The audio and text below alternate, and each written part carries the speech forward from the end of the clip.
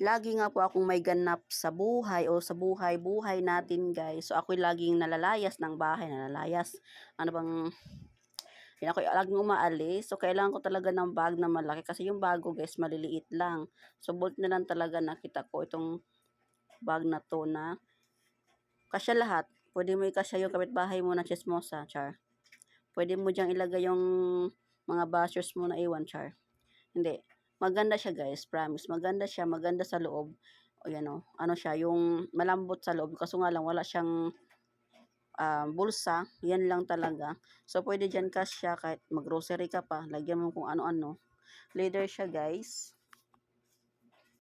So, ayan guys, yung ayang laman, malambot siya. So, pwede talaga siya malagyan ng maramihan. So, kung ikaw, laging naalis ng bahay, laging nalayas, may pinupuntahan lagi. So, kailangan mo nang makadala ng tubig, payong, at kung uban, o iba pa, libro, estudyante ka man, pwede dyan mailagay ang laptop mo. Laptop, baon mo. So, hindi mo na kailangan magdala pa ng kung ano-anong bag kasi lahat dyan magkasya na.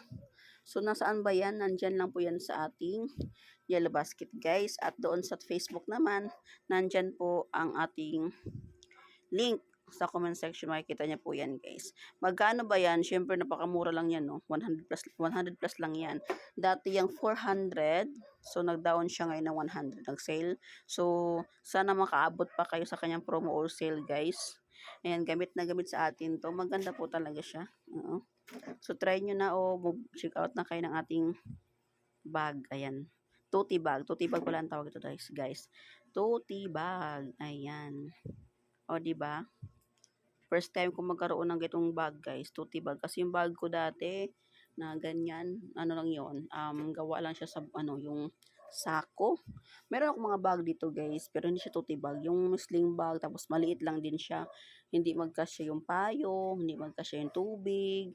So, maliit lang talaga siya kasi dati mahilig ako sa bag na maliit. So, ngayon, sabi ko, ayoko nang